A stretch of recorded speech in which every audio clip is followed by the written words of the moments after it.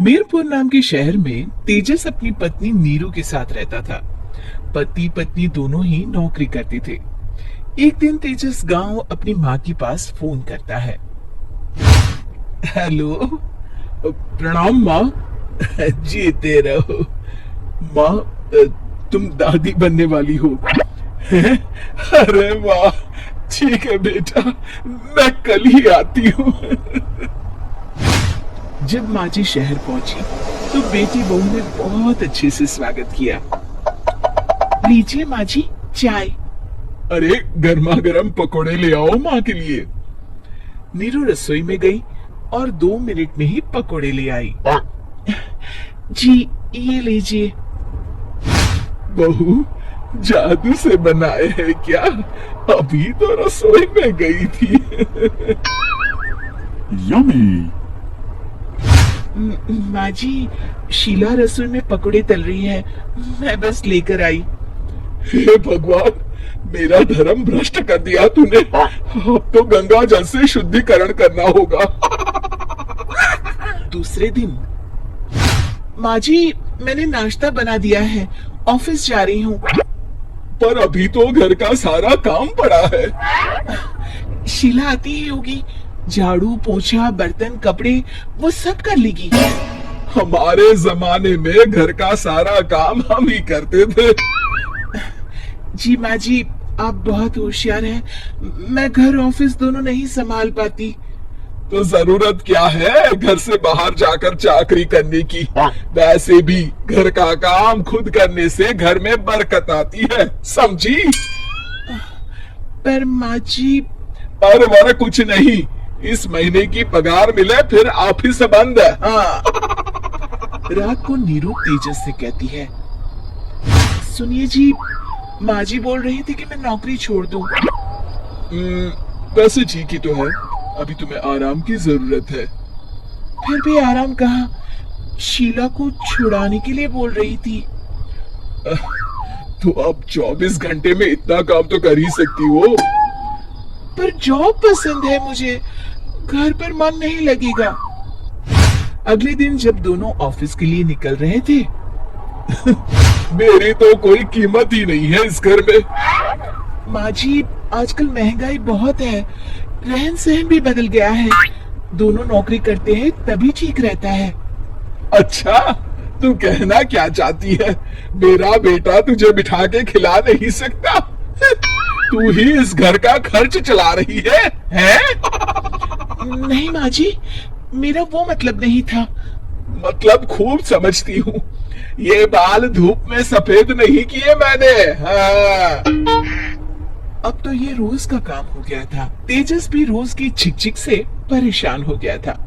एक दिन उसने कहा, नीरू, वैसे भी तुम्हें मैटरनिटी लीव मिलने वाली है, तो अभी से ही छुट्टी ले लो। पर क्या, मेरी सैलरी अच्छी खासी है। आखिर नीरू ने रिजाइन कर दिया। जब बच्चा हुआ तो घर में सब बहुत खुश हुए।